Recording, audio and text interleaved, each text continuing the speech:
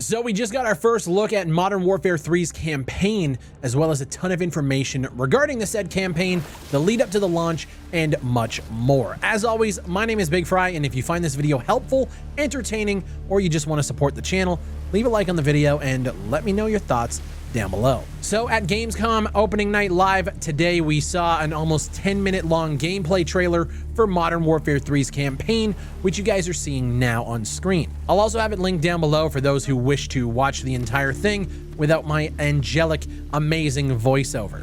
The trailer shows Task Force 141 infiltrating the Zordaya prison complex in a mission titled Operation 627. And as always, the campaign footage for the Modern Warfare games are just top-notch, from visuals to audio and in overall tone. If you're a fan of grounded, visceral military campaigns, I mean, this is the creme de la creme.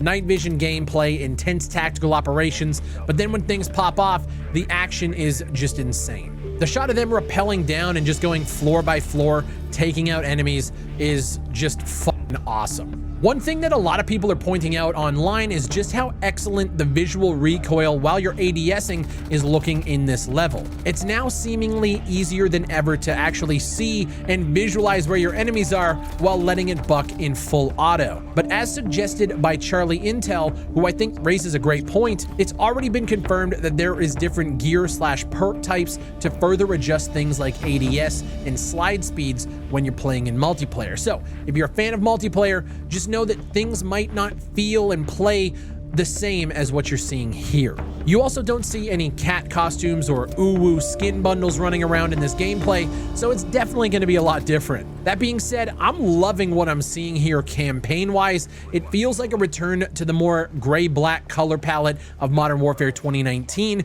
We know in Modern Warfare 2, we got a lot more saturation, a lot more brightness, a lot more colors, and it looks like we're now going back, which for me, welcome change. One thing that was shown off is this new idea of open combat missions. So these are going to be operations that have a more open-ended play style. If you want to go in stealth, you can set your loadout up and you can. If you want to run and gun, you're more than welcome to. It's a more open environment that allows you to tackle missions the way that you want. Hey, Call of Duty, do more of this.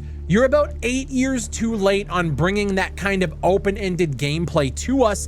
Now, we don't know how open these are actually going to be and how they're going to affect either the main story or if it's side missions, kind of similar to what they did with Infinite Warfare, where you can earn and unlock more gear to use in later missions. We have no clue how significant these are going to be to the main story, but this is a nice step forward for the franchise, even if it's a long time coming. Now, in terms of multiplayer, we do have more information about upcoming betas. October 6th and 7th is when the first beta will take place for people who pre-order on PlayStation only.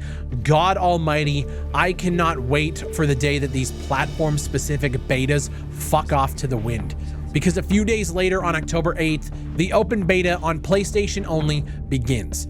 October 12th and 13th is when all pre-order players can try the beta, and then October 14th and 16th is when everyone has access to try the game. You see how stupid that sounds? Now, in typical Call of Duty fashion, I have to say up front that the beta experience will be a lot better than the release game, and I just want to go out on record saying that because I feel like we need to keep that into account going into the launch of Modern Warfare 3. Don't get too excited if you enjoy the beta, because these guys all have a long track record dating back to Blackout BR to change things for the worse, things like server tick rates, movement, etc. Just be ready for a rug pull of sorts coming from beta to launch. We also know that Call of Duty Next is happening on October 5th, which will give us the multiplayer reveal, the future of Warzone, as well as updates on Warzone Mobile. So I will be sure to stream all of these events over on my Twitch channel. If you guys aren't following over there, please be sure to do so. We also got word that zombies will be coming to the game, I think for the first time in a Modern Warfare setting, but in a more open world setting, and from what I'm hearing, it's reminiscent of DMZ. You guys remember DMZ, that mode that was the most forward-thinking thing COD has done in over a decade, that's now just going away with this iteration? Yeah.